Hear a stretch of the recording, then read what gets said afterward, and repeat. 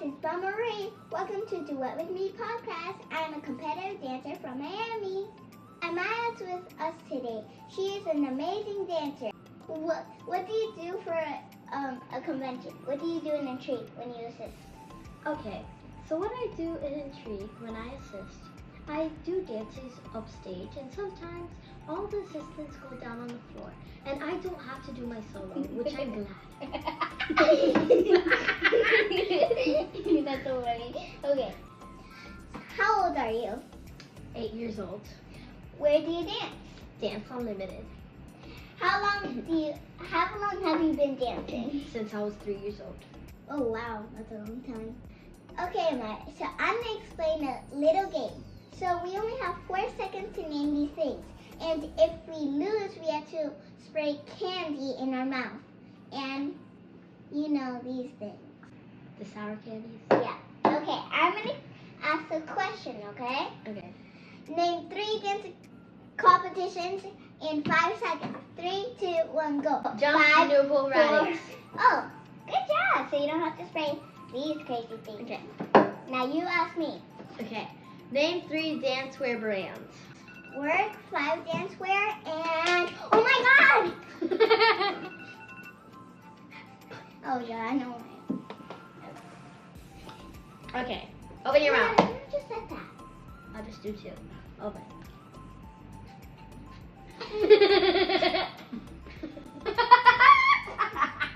Was it sour? Yes. Was that sour?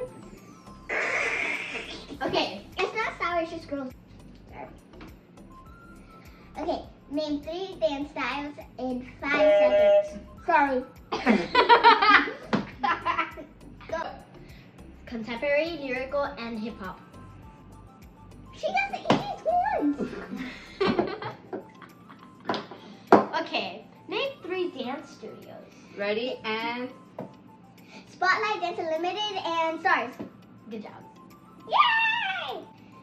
Name 3 TV shows. And 3, Ready? 2, 1, go. go. Dance Monsters, Dance Stars, and So You Think You Could Dance. Oh What my is God. Dance Stars? I don't know. You get it. Dancing with the Stars. Oh, that's not what you said. No. Dance Monsters. I'm watching that today, actually. Don't spray it in my eyes. Okay? I'm not. There's more to do. I did the other one. I did the other one. Ah! It's all over her face. My mom's gonna play a song, and if you know it, you have to hit the buzzer. Whoever hits the buzzer first has to sing a piece of that song. Loser that sprayed with our candy. Okay? I figured out This candy. This one's Grab the okay. buzzer and move it to That's the a butter. So let me get the buzzer. No, don't touch it. Okay. Are you guys ready? Yeah. So let's actually only use this one because it's This more one? gross. Yeah. So that's in the middle. Okay. Are you ready? Yeah. I got it. Music makes it lose control. Music makes it lose go. Now stop. 2, 3, 4. I did it. That's the beat in it. No, that's the beat in it. No. We'll accept it. We'll accept it, Amaya. Okay. Ready? Next song.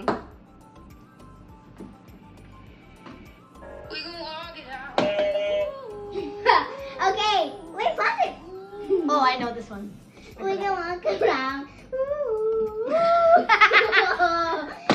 And I rise up, rise like the king, and I rise up. Here you go, open your mouth, mamita.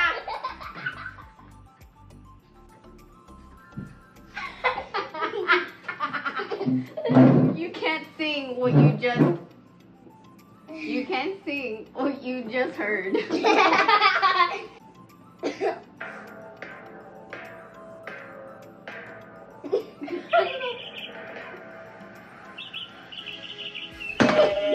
I got it. No, We got it at the same time though. I'm a Barbie girl. In a Barbie world, like a nation, it's so fantastic. You can brush my hair and brush it everywhere. You need that's We buzzed it at the same time. No wait, I'm a Barbie girl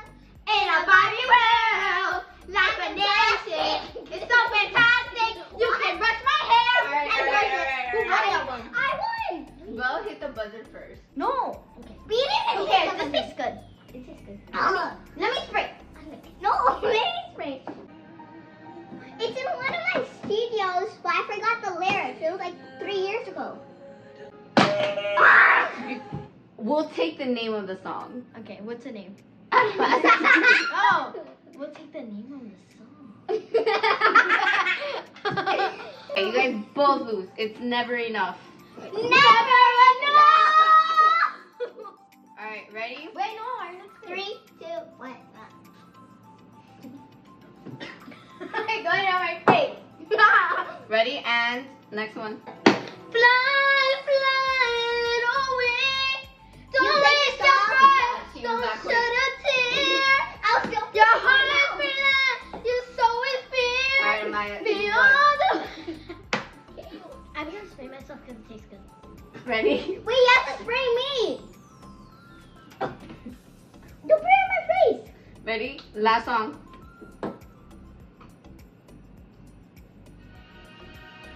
Birds flying high. You know how I feel. Yes, that is correct. I've never heard that. No. I do it. Put a lot of sprays. Okay. I'll pretend. Thank you so much for coming. I love you so much, and we had so much fun, and I hope we do it again soon. Now let's let our moms talk, and that's gonna be great. Okay, moms, it's time for you to start talking. Take it off. Hi, Marlene. I'm Belle Marie's dance mom and dance coach. This is Yellen. This is Amaya's mom. So quick background. We met at a convention. I think right after COVID. No, we met in our photo shoot in Denver. Yes. And With then Kaylee and Oprah. yes, we met in a photo shoot in Denver, not even in Miami. We met at a photo shoot, and then quickly right after we connected again at a convention at Intrigue. At Intrigue in Orlando. Yes, I know that was quickly right after. And no, but introduce yourself. So my name is Yellen. I'm Amaya's mom. I'm just a crazy dance mom. No, I'm just saying other than Yellen, and I'm Amaya's mom. But I mean, we're here to kind of talk just for what other moms want to know, what I know moms ask you about, and what moms ask me about, other than just being the dance teacher side, more of like what us moms do. And we're very involved in our dancers' everyday life because we do a lot. Mm-hmm. I know I do a lot, and I know you do probably maybe even more sometimes. We're both a little crazy when it comes to that world. So the biggest thing that I want to talk about, I think parents should know, is preparing for dance conventions. I think that's a full weekend that people tend to not realize how much or what needs to happen that whole weekend. It's Friday to Sunday, and they're busy the whole entire time. When conventions is something that we travel to all the time too. Like, I know you've gone out of state, I've gone out of state. But even not even Miami, us traveling is us going to Orlando, driving up for 3 or 4 hours. So I kind of want to just let them know, like, what is the best way to prepare for a dance convention? What are like the go-to things that people tend to forget when they're doing in a convention? Like, what do you think? I think one of the biggest things that parents might forget about is the actual time while we're sitting there for like 5-6 hours. They ask me, like, what do you do for those 5 to 6 hours? And I always tell them, I just sit there and watch my kids dance. Yeah.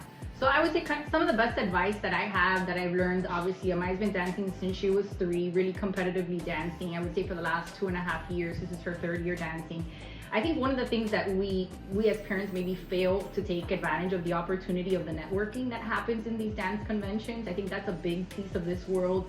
I know we're going to talk about some other things later, but I think it's a good opportunity to meet people from other states, meet other dancers, meet some of the choreographers, right? Talk to people and get to know a little bit about them, right? I think in a lot of the traveling, that's one of the things I've taken advantage of, is meeting people that I typically probably wouldn't get to know, and learning about, like, what is your dance life like, right? And I've learned so many tips from them, starting off when I attended my first convention by myself. It wasn't like a studio hosted, it was, optional. I didn't know what to expect, right? I kind of showed up in the room and, you know, you just kind of sit there and you don't know what to do next, right? And you're like, so do I sit in here? Do I leave? You know, what do you do? And I think, so it's kind of networking and asking those questions. I think there's no dumb question, right? And I think, you know, for the most part, most of the people that I've met are pretty open to sharing, right, tips, you know, about the conventions, about what to do, what not to do, right? So I think that's one of the things I would say, take advantage, like, yes, go watch your kid and take videos of them, right, because you want the content, but I think also take advantage, right, catch up with people that are there, right, don't just use the time, you know, I know some people work, obviously, and so they have to catch up on work and things like that, but take advantage of meeting people while you're there. At conventions, I literally sit there and network. I talk to other owners, I talk to teachers, I talk to other parents. I can just get to know each other, and I think that will grow the community stronger. And when you get to know other people from other states, those type of conventions become, I think, more fun even, because you're not with the same people that you're always with, and you get to know, and then the kids will just be that energy as well, and then they all connect. And at least I know for me, where I do a lot of conventions solo when it's just me and Belle, and I know a lot of parents do that as well. Like, yes, studio, you have some with your studio, but the majority of us, if we do the convention life, we're traveling on our own. Yep. You know, and maybe you're lucky you get another person in there, and it's two of you, but for the majority part, it's always you. And what you rely on is the friends and the people that you meet outside of your studio. Right. And I think that part of the convention is where I think it's huge, and maybe other parents don't realize, like, that's what you need to be doing. Yeah, I think, you know, a big Of part being a of thing. the dance world is the power of your network, right? You're only as great as your network is. So to me, going to these events, it's not just, yes, for, you know, my child to get, you know, the opportunity to learn from some great choreographers, right? Or, you know, learn a new routine. It's also like where you build those connections, right? Because I think I've grown in a lot of knowledge just by asking questions, right? Like, you know, again, going back to the first time I ever attended, not knowing even the ropes, like, do I sit in the room? Do I sit outside? Do I drop off my Is it kid? okay? Like, you know, she was pretty young when we started off in this world, and really wasn't even a mini, and she doesn't even know how to tie her shoes, right? So even knowing, like, can I go in and tie shoes? Like those, you know, small logistics. So I think, you know, I learned a lot just by asking questions. And you're right, when you go to some of these states, you know, you feel like you have family in so many places, right? Like you see some of the parents behind the social media kid, and it's funny, I'm sure everybody relates to this, that you see the kid and you want to go up to them and you're like, they don't even know who you exactly. are. So, because we know all these kids, Right. And then you see them like, oh my god, hi, and you're like, and they look at you like, Who are you? who are you? Exactly. Because they don't know us, and we usually speak to parent. We don't speak to the kids. Correct. But yet we know these kids. We see these kids grow up. So that's funny, because I know Amai probably goes through it, and I know Belle goes through it. They go up to Belle and they're like, hi, it's Belle, and Belle's like, Mommy, how do I know these? Yeah, who are you? Who are you? And I always have to say, oh, they're your Instagram friends. Yes, exactly. And she still doesn't understand that part. But I think convention is such a good part to just such a good thing to just meet people. Another thing, other than that, I think people tend to forget is, I know I struggle with it, and my husband struggles with it, because that's his job to do, lunch in convention. Yes. Because, man, I mean, for the most part, we're always traveling, right? So we don't have a kitchen that we just cook our food, put it in a lunchbox and go. I know, like, for example, my kid does not like sandwiches. Right. She won't eat a turkey sandwich, and that's probably the easiest thing to put in it. They have, 30 to 45 minutes max to eat in between. And then if you go to the concession stand over there, it's a mile-long line, because everybody's trying to do the same thing. Right. Or they just have only, sandwiches. Right? So I think that's one thing that parents might not realize what they need to do and really consider, because they could just think, oh, I can rely on this, when that option is usually really bad. I know Dance Unlimited are the go-to people for their snack boxes, because I know I've taken it. I've met people in Nashville, I've met people in everywhere that have told me, oh, I saw these Dance Unlimited kids have these little boxes with their snacks, and I know that is you guys, and I love it for it, because I took it in. So I mean, if you could explain to those parents, like, what is this famous snack box that I'm talking about? Yes. So basically, it's something that I saw when I first started at Dance Unlimited. It's basically like a tackle box, right? So it has little compartments. You can find them on Amazon, Walmart.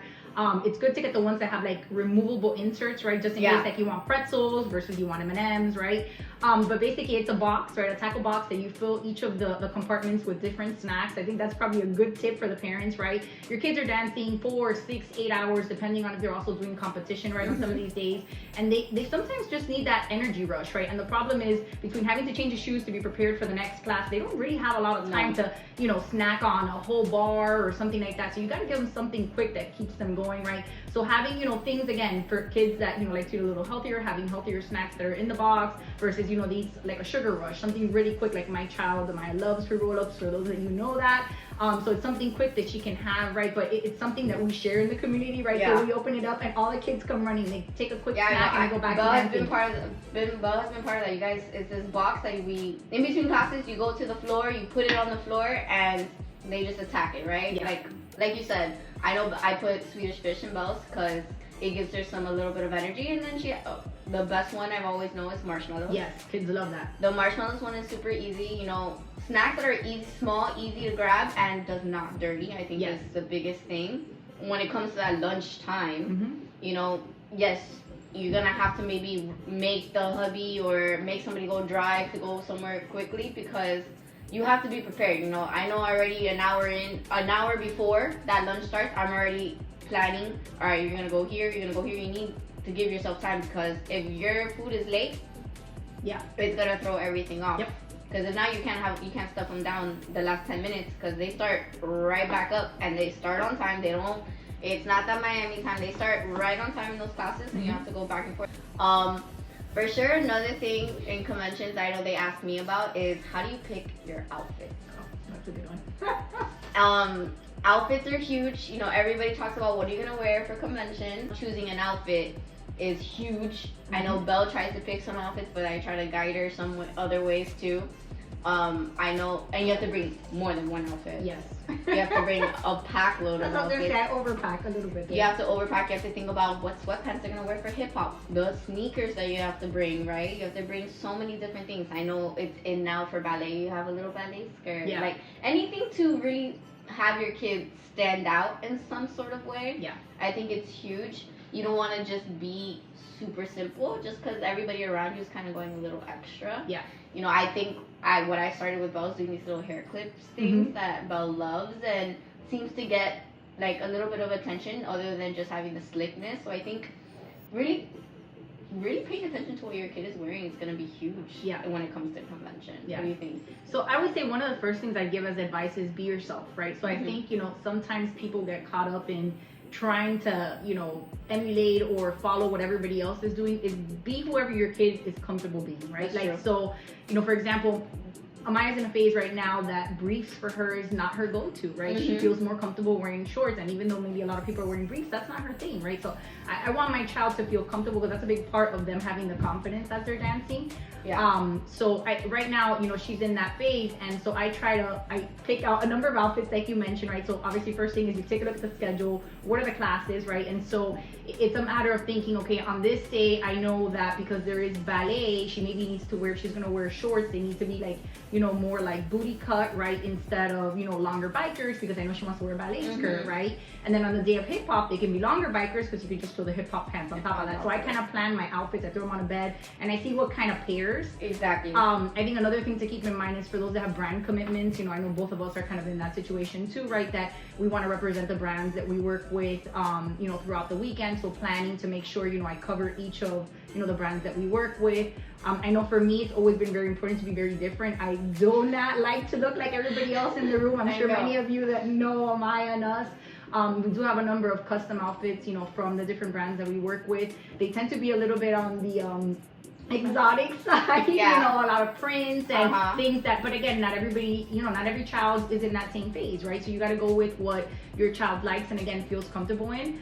So, you know, right now that's kind of what we try to repair things that are a little bit weird that maybe you would think those two colors don't go together, and that's what we throw together. The mix matching I think is also super in right now. I've seen all the brights, the browns are super in, everything is in. I do want to mention that just because you don't have a name brand outfit is not going to break your child, you know. they might actually stand out because they're the only ones in the room not Right. wearing the usual what's in the room. So I think it's just setting your kid apart. Again, it can be as simple as a scrunchie or a bow in their hair, Yeah. where it makes the difference in the outfit. But for sure, in convention is a time where you could have fun a Mhm. little bit on your dress code. And I know you're so used to like uniform in school or here and there, but convention's really for just the kid to kind of, you know, like, what do I feel like dancing for 8 or 9 hours with? Right. You know, I think that's a huge thing. Like you said, they have to feel so comfortable because they're dancing for such a long time with so many kids around them that they want to feel their best. One big feature, I think, as a person that travels alone, is making other plans other than the dance convention. Yeah. You know, yes, dance convention like takes up so much time. And then they're kids. Right. You know, they want to hang out and just play Mhm. and I think when you do conventions, because it's so time consuming in their bodies, that they need that time to that extra time where they're done usually by 2 or 4, and by that time at night it's hard to tell them, like, it's hard to think that no, you have to go home, you have to rest because you have convention the next day. Yep. Or you have to school the next day. And I know, and as a parent you get to that point that maybe you should be telling them that, but also I see it as, man, she just danced her life out for 8 hours, 6 hours, and did everything that she was supposed to. She comes to me and she tells me, I want to go hang out with so and so and go eat dinner. How am I gonna tell her no? Yeah. You know, like, Mhm. all right, let's go. You know, you want to do this, you want to go here. I try to give them that time, and I think it's important that parents realize that you want to give them that time. So I think that's a huge factor that parents need to keep in mind when they do conventions. That yes, conventions are time consuming and they're great, but give them something to look forward other than Yeah. the dancing part. No, I agree totally. I think, you know, one of the things, again, looking back at the schedule, so I think a big part of this world is the planning. Mhm. Like, the winging here sometimes, I mean, it works out, right? But it doesn't always work. So I think it's important to take a look at the schedule. Where do they have breaks? Like, even, for example, let's say they did their solo and then they don't have awards until 2 to 3 hours later. Take them to do something Yes. else during that time, right? Like, maybe there's not enough time to go to a pool or something like that, but find something that you get them away from that dance space, right? So they don't feel that the entire time it's like work, right? That they're Exactly. also having fun and they enjoy being there, right? A lot of us spend probably more hours in this dance community, right, with a lot of these people that some will become family to us, Mhm. right? And so you want to make sure the kids are having fun and they're enjoying and they're looking forward to it, right? And on those days, you know, where you end at 3 o'clock from convention, find something to do, whether it's, you know, there's something always local that you can do, go to the local mall, right? Maybe there's a Lego shop, or, you know, going to the movies, like something they typically maybe may not have time to do, you know, even eating, whatever it is, to give them that free time and that space to feel like they're getting away from the dance world.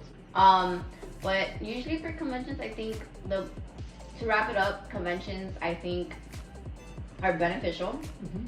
You need to be prepared, like you said. When that schedule comes out, you need to plan everything. You know, yes, you can wing stuff, but having an idea of walking in, so then your child has the best time and best experience. Yeah, I would say, like, I have a checklist, right, that I use over and over again. I think, you know, the more organized you are, the better that it is, right? Plan for the unexpected. I've had times that we've shown up at convention and the schedules change, right? And Yeah. so we didn't have tap, and now I have tap, and oh, I didn't bring my tap shoes. So, like, always bring all your shoes, right? Plan always for that unexpected. You know, what I would challenge, you know, kind of going back to my original tip of that, you know, networking in the dance community, you know, some parents, I've heard them say to me, I'm really shy, right? I'm not really as outgoing maybe as, you know, you are, right? You know, and I know it's tough, but challenge yourself. Like, even if it's as easy as saying, you know, this weekend I'm going to make one new friend and network with one new person, because back to what we were talking about now, when you go to these cities that you don't know what to do, you reach out to your friend that you know that lives there, and then you save yourself all the research. They can give you the lowdown on, you know, what you should do, right? So I think that networking piece and being organized are really important tips. And for those of you also wondering, because I know I didn't say that at the beginning, I do have a full-time job. I'm not a stay-at-home mom. I want to clarify that too. And I actually have a son too, right, who's also in competitive sports. So again, balancing those things, right? It's not like, you know, for those moms that can afford or can be a stay-at-home mom, I mean, that's great, but I'm not in that space, right? So that organization is so key, right, in balancing being at all the kids' activities, right, and making sure you didn't forget something. And I'm sure your husband helps you with the Divide and son. conquer. Yes, he takes over the son There's a lot part, of that. and then you handle with Amaya, and that's how usually it works. I know so many people that have that same lifestyle because you know, you have to keep them both happy, right? And they love dancing and he loves baseball And football, yes. yeah, like they have to do it. You know, you're not gonna stop one from the other, so it just continues. It's the team. Yes, And I'm sure if you let your friend, oh, can you watch a mile while they're gonna watch. You leave me a mile, okay, I got you. I'll watch them during this class. I'll take them to this class, and you go handle what you have to do.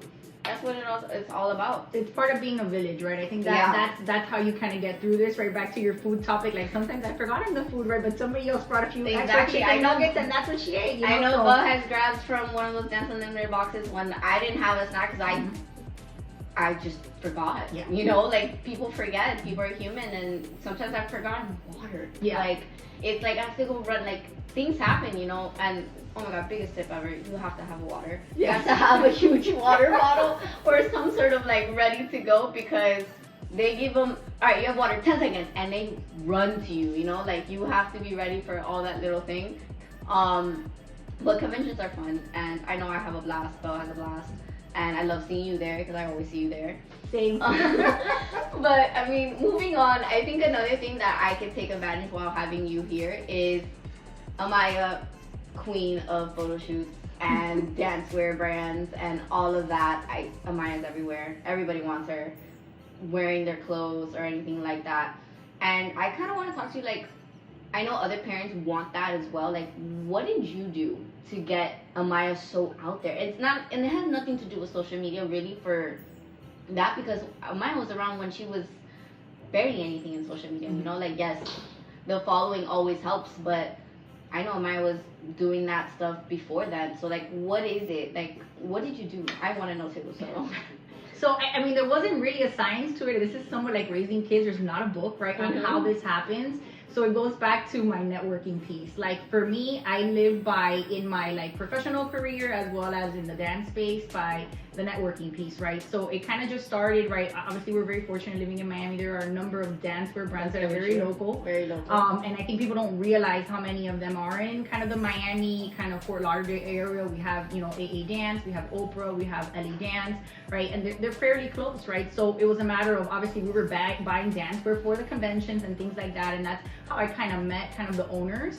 And then just one thing led to another. I think, you know, when you're kind of a genuine, very transparent, you know, this is what you see is what you get. And you're kind of, you know, investing in them, they invest in you, right? Exactly. And there's some of these brands, like, you know, Oprah was kind of the first one who kind of found them, I guess you could say. And, you know, she really didn't know us, you know, that much. And we went on a trip, which is where I met both of you, in Denver. And, I mean, she gave us an opportunity to go modeling. I mean, that's how I opened up that door. And just one thing led to another. I think you being supportive of the brands, right? Commenting, you know, obviously purchasing from them, wearing their stuff, right? And I think sometimes, you know, one of the biggest things I see quite a bit, and you'll see a lot of people, you know, talk about that. You may get passed up on this opportunity, but that doesn't mean you block the account or, you know, you start bashing them, right? I think it's important that this may not be your turn, but a door will open eventually, right? So continue being supportive, continue being positive, right? Especially Don't if give you up. like the clothes. Exactly. Like, yeah, but you see, you know, sometimes you see some of these things that you don't get picked for the ambassadorship or whatever, and then they get upset and, you know, they block the account or, you know, they start saying negative things about them. That closes the door. Remember that at the end of the day, and I remember, you know, you guys made a comment about that, you know, recently, and it's so true. We forget that us parents run our kids' accounts, right? Yeah. And so when we're making comments on these accounts, it sounds like it's coming from the child and that is what they're voicing, but they're not young enough to voice any of it. It's really our opinion, right? So stay away from that. Like, you know, just, I call it keep it peace, love, happiness, right? That's kind of my model, right? And so, I mean, really, there wasn't really a science to how it happened. It was just kind of networking and meeting people, being supportive, being genuine, right? And it kind of just doors open. I mean, and also it's just kind of just tying back to what I said about picking your outfit for convention. You know, if you love this brand, you know, you have to continue to support it. Show them that, look, I wear it. I wear you guys, and I wear you guys proud, and I take you guys here. And just showing them, like, I'm in it. Like, I love you guys, and I love wearing it. My child loves wearing it. My child looks good wearing your stuff. They feel comfortable in it. And I think chasing that part of it is what's more important than other than chasing the, well, like what you said, I didn't get picked to become an ambassador, so you know what, forget it. I don't want to wear you guys. I don't want to shop.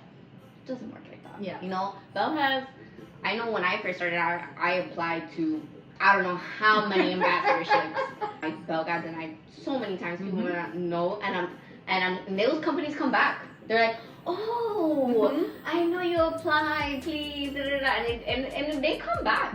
They'll always resurface, and they'll just realize, like, okay, maybe she wasn't the perfect fit for me now, but later on, you know, I mean, a big thing for Belle was that she didn't fit into anything, right? Yeah. She's so tiny that some brands wanted her, or I would have loved to have Belle to be part of it, but if she can't wear their clothes, Yeah. what am I gonna do? Right. You know, like, I can't do anything if Belle doesn't fit. So it's always coming with the right brand, and I think that's what Oprah did. You know, Belle was able to wear her clothes, so Oprah kind of opened our doors. I think what helps also is like the photo shoots. You know, brands want to see how their clothes look photographed. Right. So it's an investment. Taking your child to do these photo shoots, it's huge, because I know these photographers are super expensive, but it helps to see, so they could see what your child could do, what they look kind of wearing their clothes. At the end of the day, it's a business, right? Yeah. And they want to think of it like that. And I think another thing is, talking about photographers, is choosing the right one. Correct. Right? You know, again, just how there's so many dancewear brands, everybody's a photographer, right? Everybody somehow works the camera. And I think choosing the right one is very important when you're trying to get noticed. And my biggest thing is, I love a photographer that is actually involved in the dance world, right? Because they know what looks good. Out of the shots that you get back, if you can't post any, you know, what was the point? What was the point of me spending so much money for it? And I think the best in choosing a photographer, when you're looking for a photographer for your kid, is making sure that they are in it. That's my opinion. That's what I look for. I look for a photographer that's in the dance world, where if she's doing a pose, that it's correct. Yeah. You know, like, I'm a dance teacher as well, so I'm a little nitpicky when it comes to those things. But that's something that I can pick out. Like, I can pick out that this picture does not work. Right. But as an everyday mom, they can't pick out the picture, so they rely on the photographer to give them the good shots. You know, like, if I don't know anything about dance, and I get 100 shots, I'm gonna think that 100 shots are good, because I know my baby looks good and everything, right? So you think it's all okay, but I know when you get a real photographer that knows, they're gonna send you less than that, but you'll get 30 shots of worth that you know is good. I think that's something that I know you could talk about, because again, Maya has worked with everybody and anybody. And I think that's huge, and I do think you should always try a little bit, because you never know what you like and who you connect with, or who Amaya connects with, or who the dancer connects with. So I think that's a good point, that if you could share, like, what your experience were in that, like, tell us. I would say, like, so you hit the nail on the head, right? So I think the model calls is such a perfect opportunity, right, to give your kids exposure, right, to these brands. You know, a lot of these photographers are working directly with the brand as part of those model calls. You know, so, and I know some of you are kind of throwing your name in every hat, right? And sometimes that works, right? And maybe that's the model you want to take, but sometimes it doesn't, right? So maybe you want to focus on, you know, really what is your dream, and focus on investing like towards what brand that you want, for sure. Right. And you're right. Again, being in Miami, a lot of these photographers have come here. We've traveled, right? I think, you know, something great, like to mention Tiger Friday as an example. They've partnered with a lot of these brands and photographers now, and so they're somewhat like certified in a sense. So do some homework, right? I think you hit on a perfect point there, which is the fact that you just don't want to pick up any photographer and work with them. At the end of the day, these are our kids. So do some homework, take a look at the pages. What are they posting about the kid, right? Who are their followers? Right, who are their followers? That's a big one. I'll tell you what, I am not a dance teacher. To me, a pointed foot and a flex foot all looks great, right? So I'm the opposite of you, right? Exactly, but that's what I'm saying. Like, that's why you have to trust the photographer in giving you the shots. Right. Like, not what you think. You think Amaya looks good all the time, and yes, she does.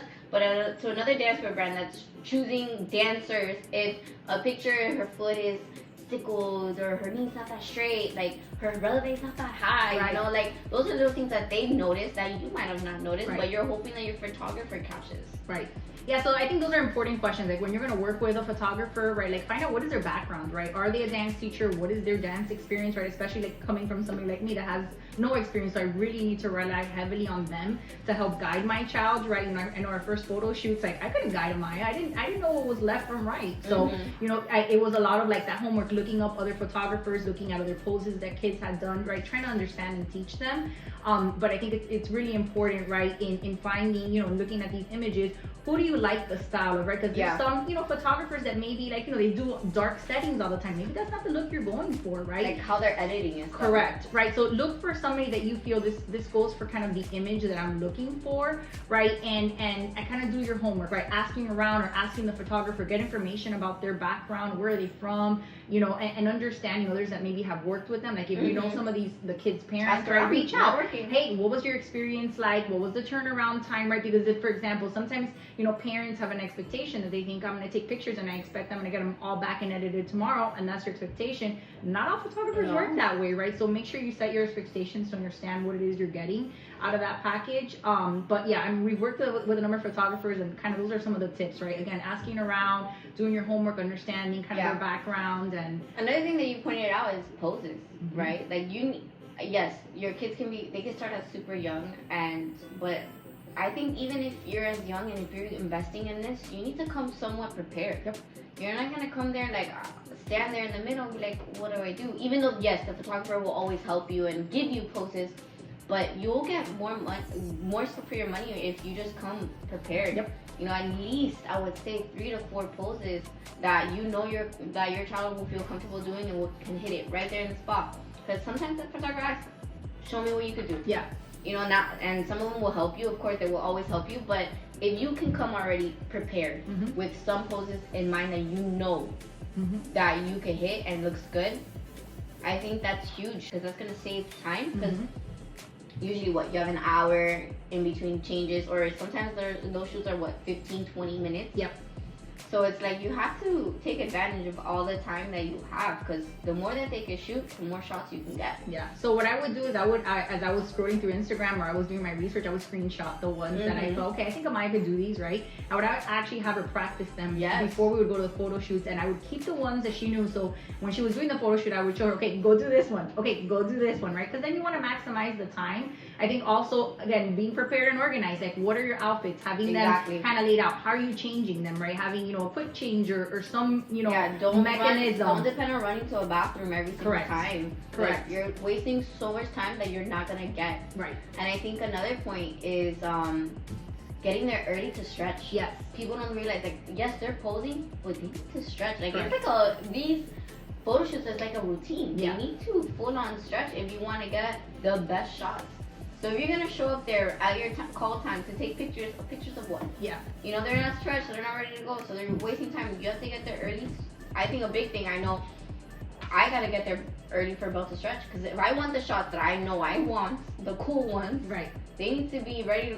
She needs to be super stretched to get those shots. And I think parents sometimes forget on the photo shoot that it's like a routine. Like if they're going to dance practice, right? You're gonna be doing all these dance moves, all these jumps, all these kicks, all these holds that their bodies need to be ready for it. I think they forget that point of it too. Other than the outfits and the hair and the makeup and all of that, they need to consider that time to do those things as well. Yeah, and I would say similar to what we talked about in convention, snack box is key, right? Because they're doing workout, believe it or not. They're tired by the end of this.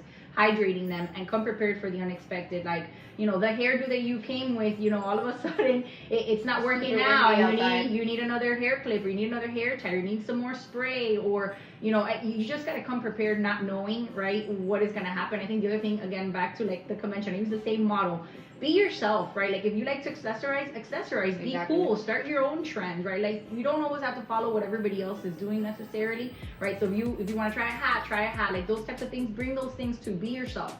Yeah, and I think that's a good point, because a lot of people nowadays, when you come to these photo shoots, these dance photo shoots, they don't really look that dancey, you know, like, and it's super cute, because a lot of these dance wears are not trying to just be a dance wear. You know, a lot of these dance wears I think are trying to touch the everyday outfit life. So when you give them those type of options, so they can see that cute top that they have with some jeans and some shoes, that's what they want to see too. They don't want to just see how nice your leg is or how cool your back, you know, they just want to see you just wearing them in everyday life. And I know to think that you're wasting money for those type of pictures might be a little like rough, but if you are looking for like that type of portfolio where you can have everything, and I think that's a huge factor that you need to consider, is having those everyday shots. Like I know Maya has those shots, and I know I've taken them for both. I mean, to give everything, your portfolio of that type of look too, because when you're doing other than dancing, when you want your kid to pursue maybe the modeling career, they don't care how high your leg is. You know, they want to see how you just wear the clothes. Yeah. So I think you should have a mix, and I think now people are getting that, and more the shoots I see on Instagram, or more of the shots that I see on Instagram, it's more of that everyday wear. The style looks. Uh-huh. Yeah, I would say, like, you know, and that's a big thing in social media, right? Like your Instagram or your social media is a representation of what you're trying to promote, right? Mm-hmm. And I think versatility is key. So I think you mentioned the key point, right? If you're trying to transition into actual modeling, like outside of the dance world, they don't want to see the leg being held up, or that, you know, you're wearing all these dance wear things in dance poses, right? That's not necessarily what they're looking for. On the contrary, they want you to be covered up and showing that you can wear, you know, a tee and some jeans and some sneakers, right? So again, what is your goal and what is your model? What are you trying to chase, right? And making sure that you promote yourself on your page in that manner, I think is very important. I know another thing that people want to talk about is, especially with you and me, as we are involved in that, is our social media. I know I get asked all the time, how did we do it? You know, like, how did it become a thing? And I think kind of just to touch base on everything that we just talked about. Networking, traveling, going to all these events is huge, right? That's how I met so many people. And you bring your kid out there, other kids, you might have not met them, but they saw her like, oh wow, this girl was so good. What was her name? Oh, what do you do? What's the first thing you do? What's your social media account? You look them up on social media. So I think to touch back on everything, it's just, and the photographer's posting your kid, the dancewear posting your child, it gives you that following. Because I know when I first started Belle's account, that's where her followers came from, right? Meeting new people and everything like that. Yes, nowadays I think it's a little easier just because they invented reels. Yeah. And reels expose, they go everywhere. But back then it was just posting. Yeah, right? Pictures and the people that you knew, because it didn't really go out there. You know, the hashtags weren't doing its job as they are doing it now. So I think of a person starting their Instagram, what is the best way to start it out, a dancer Instagram, right? Yeah, I mean, I would say you're probably the best to speak to this, right? You're the expert, I would say. I know sometimes I go rogue, but, you know, I think it's being active, right? I think it's being active, showcasing that versatility of your child, right? Showing, you know, different styles, who they are, you know, it's not just the dance piece, but who they are every day, right? Yeah. What is, you know, people want to see accounts that they can relate to, right? So, like, having an ice cream, right, just as much as them being at a dance convention, right? I mean, showcasing all those different things. We could be vouch for that because we've done videos of the girls together where they've danced great. They're just walking in a mall. Yeah. Blew up. Yeah. Yeah. Right? So it's like little things, and I think I know I could say what is like, I have to kind of let go a little bit because as a dance teacher, I want everything that I post to be absolutely perfect. Yeah. Right? And I have to kind of let that go a little bit. And I know you have to deal with it too, where you might not know if it's okay. So you're just like, you doubt yourself, like, I think this is good, but I don't know if it's good. I don't know if I should post it. And it's kind of just, you gotta just post. Yeah. Right? Even if they mess up or whatever it is, I think them being just more, just showing the little mistakes and stuff like that is what connects people more.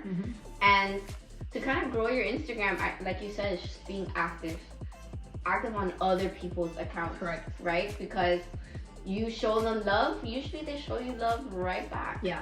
So for social media, I think it's just being honest with yourself and just, like you said, what you're portraying is what you want your kid to be seen, like to be perceived, and that's what is happening. You can't, like, just because you like something doesn't mean you don't go ahead because you know your kid might not like it. It's just like little things that I think people tend to forget. Yeah. But anything that you think I kind of missed on that? No, I mean, I would say, you know, the perfectionist piece that you touched upon, I think is really important. I think, you know, some of the things, you know, when I first started off on Instagram, there were not the reels. And I think one of the things that resonated a lot with people was seeing kind of progress. Like, Yeah. I was here and this is where I am, kind of like showing the two phases. But I think the reality is that this is a marathon, not a sprint. And people tend to forget that, right? Because they see just what's on Instagram and they don't see all the fails that happen for the kids to get to this point, right? So people resonate with the real, seeing the, you know, the pretty and the ugly. I think that's a key tip. And I think, like you mentioned, right, it's important to be, you know, commenting back, interacting with your user community, right? Showcasing, I think, who they are, you know, outside of dance, or the versatility, right? In the different styles or in the different things that they do. I think that's important. You know, I think I'll speak for me personally, and to each your own. This is where I keep it peace, love, happiness, right? I am of the premise to keep creeps out, right, where I can. You know, I try my best. It's a full-time job. We can talk all day. We can talk all night about the followers and who's following your child. Again, I know it's hard to, and especially for us with what we do with the brands and everything, it's hard to keep a private account. Correct. And it's tough because you're putting your 7, 6-year-old, 8-year-old, your minor out there, right, for everybody to see. So I think, I mean, creeps is a whole other issue, but it's a big issue that I think people forget because they want the followers. Right. And don't get me wrong, it gets hard, especially when something's just going, because I know you went through it when a video went crazy, went a little viral, that they just flooded. I mean, it's like hundreds every 10 minutes, you know? Right? It's hard to keep track of it. You do your best. You have to do your best. You have to maybe, yes, you might have, but you sit down at night and just start scrolling. I know I do that. I know my husband helps me with it. It's a team, and you have to be on top of it. But I mean, that's huge. I know some people just, but if they're not doing anything, I've heard this before. If they're not doing anything, it's fine. Yeah. What? But that's why I say my peace, love, happiness, right? If that is your prerogative, right, and you're just about the follower count, regardless of what maybe potentially is behind them, right? Like they don't have a profile pic, or, you know, they're somewhat private, but they have 50,000 people they're following and only 10 are following them, or you look at who their actual followers are, right? And that's what you want to have follow your kids, then you know? I think we should throw out some little tips of these accounts. I mean, I know if I see no picture, great amount of following, barely any followers. Another thing is if I see a lot of flowers, or pizzas, or like emojis that look a little bit disturbing, in their profile, then gone. I know the big things are flowers. I see a flower, boom, you are blocked. I don't know what it is, like you said, little emojis like that should be little red flags to you. That has nothing to do with dance or something not related to me in any sort of way. Blocked. Right. Like little things like that, I think you need to be looking out for as a parent. Another good tip I got when I started starting about Instagram is at night, right before going to bed, putting your account private, and then when you wake up, turning it back onto public, and then you eliminate a bunch of people that could be trying to look into their accounts. Another good point is be careful with the hashtags that you use. I think it's very important. You know, I mean, I do it too. Sometimes you put like a hashtag like flexible. That's not a good hashtag. You know? That's not usually a good hashtag that you want to use, because that draws the wrong crowd. Right. So I try to stay away with those type of hashtags. I try to keep it more like dancers of Instagram. Like make it more of the community versus little words that just could draw bad attention. I don't know what. No, I think those are good tips. What I was gonna say is I think something I get asked very frequently too is like, how do you find the time, right? Like, like running the account, right? So just because we were talking about creeps, like just maintaining that is a full-time job, right? That's huge. And so I know we've talked about, you know, a lot of tips. There's a lot of apps that let you like, you know, preset and post. I mean, even Instagram, the whole draft section is my life. Like I post every day, right? Because that's what I'm trying to do, and that's what helps Belle's account. I post every day, but I don't sit there every day and make these posts. I'm talking about I sit there one day, sit down for like an hour maybe, while I'm watching TV. I have the drafts save my life. I have like 7 things in drafts where next day, I just press share. You know, I can't post every day. I work too. And usually the best time to post on Instagram is while I'm working, because I teach at night. Right. So I have that saved where it takes me 2 seconds to just go share and I'm done. I move on. Yeah. And I think that's something that people don't use enough. Right. And they think, oh, I can't sit there and post and sit down. I'm like, no, it takes, yes, you're going to sit down one day and do it. Yeah. But if you could just save it all and it might make it easier for you when you're at work or anything like that, you could just share. Yeah, I mean, that's one of the things I do. I try to plan where, you know, again, I don't work at the studio, right? Uh-huh. So working on what I call like a content creation day, right? So, you know, I'll have like a certain day where we'll, you know, record different things so that I have them saved to be able to post. You know, like we've been off for the last 2 weeks, right? Obviously the studio's closed. So what are you going to post for 2 weeks? You have to have content. I had Belle outside. I had Belle on the driveway doing videos. Yeah. Because, I mean, you're right, the studio's closed. Yeah. But anything could be content nowadays. Like a funny video, all these little trending songs. Like, I mean, I don't touch the TikTok life. I kind of just stick to Instagram. But there's so many trending audios that you could just like have them just do anything to, and it does well. Yeah. Nowadays, anything can go what you're searching, the viralness of it. But I mean, social media is, you can talk about so many different things about social media. But I think the biggest things as a dance parent, as a dance account, or a dance mom managed account, the biggest thing is being involved, as in commenting, being supportive of other people. Because when you feel that support from somebody, when you see their page or their picture or anything pop up on their feed, what are you going to do? Show it right back. Right. So keeping that community going back and forth, I think, is huge, and that's going to help. And again, it's just with the networking. So then when you see them in comments, you're like, hey, and it's like if you've known each other for your whole time. I've met people for the first time and be like, I know everything about you. Yeah. Because I talk to you all the time. You know, it's different things that help your account, your involvement in dance, and the kids connect. So they don't know each other, yet they connect like this all the time. It always happens. At least I know they connect no matter what. Yeah. It's the parents that usually have the little... Yeah, the friction. The friction to connect. And I think social media helps with that. The dance world has so many connections. And like you said, it's big, but, you know, everybody kind of knows each other. Yeah. So I think, and I know people from everywhere. Yeah, I've never met them. Yeah.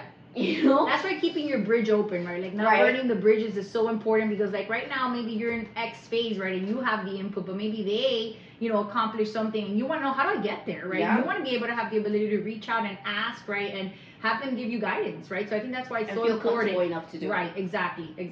So, I mean, I think we touched base on a lot of things that I know people ask me, and I know people ask you all the time.